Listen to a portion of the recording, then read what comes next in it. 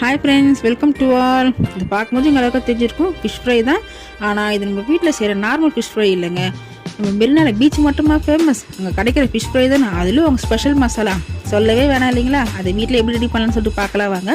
அதுக்கு 1 ஸ்பூன் பச்சரிசி, 1 ஸ்பூன் தனியா, 1 ஸ்பூன் வேர்க்கடலை, 1 ஸ்பூன் கடலை பருப்பு, 1/2 ஸ்பூன் மிளகு, 1 ஸ்பூன் உளுத்தம்பருப்பு, 1/2 ஸ்பூன் சீரகம், இதெல்லாம் போட்டு லோ ஃப்ளேமில் வச்சு பொறுமையாக வருங்க.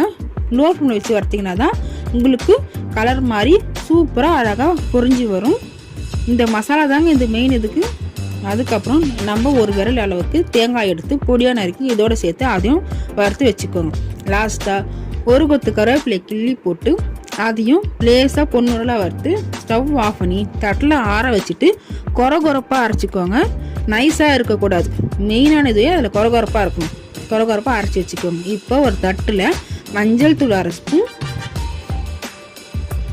குழம்பு மிளகாய் தூள் 1 ஸ்பூன், இஞ்சி பூண்டு பேஸ்ட்டு 1/2 ஸ்பூன், அப்புறம் தனி மிளகாய் தூள் அது யூஸ் பண்ணியிருக்கேன். அது ஒரு ஸ்பூன் போட்டுக்கோங்க. அப்போ தான் காரத்துக்கு நல்லாயிருக்கும். எப்போவும் மீன் வறுவலுக்கு தனி மிளகாய் தூள் போட்டிங்கன்னா காரம் நல்லாயிருக்கும்.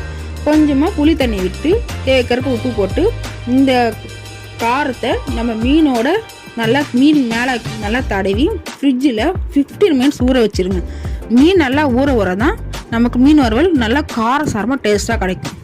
15 மினிட்ஸ் அப்புறமா எடுத்து ஃப்ரிட்ஜிலேருந்து எடுத்து இந்த ஸ்பெஷல் பொடியை கொரகொரப்பாக அரைச்சோம் பார்த்தீங்களா, அது 2 பக்கமும் மேலாப்போ நல்லா தூவி ஒரு ஃப்ரையிங் பேன் வச்சு நல்லா தாராளமாக எண்ணெயை விட்டு இந்த மீன் அதில் போட்டு 2 பக்கமும் பொன்முறைலாம் வர வச்சு நீங்கள் வறுத்து எடுத்தீங்கன்னா மெரினால கிடைக்கிற அதே டேஸ்ட்டோட வாசனையோட நம்ம வீட்லேயே மெரினா ஃபிஷ் ஃப்ரை ரொம்ப சூப்பராக ரெடி ஆகிடுச்சுங்க.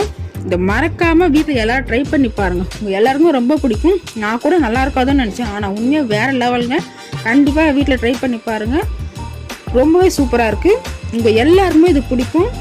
ஏற்கனவே எல்லாருக்கும் மீன் மரம்லாம் ரொம்ப பிடிக்கும். அதில் இந்த மாதிரி செஞ்சீங்கன்னா உங்கள் வீட்டில் மீன் 1 கிலோ பத்தாதுங்க, 2 கிலோ வாங்கினா கூட உங்களுக்கு பத்தாது.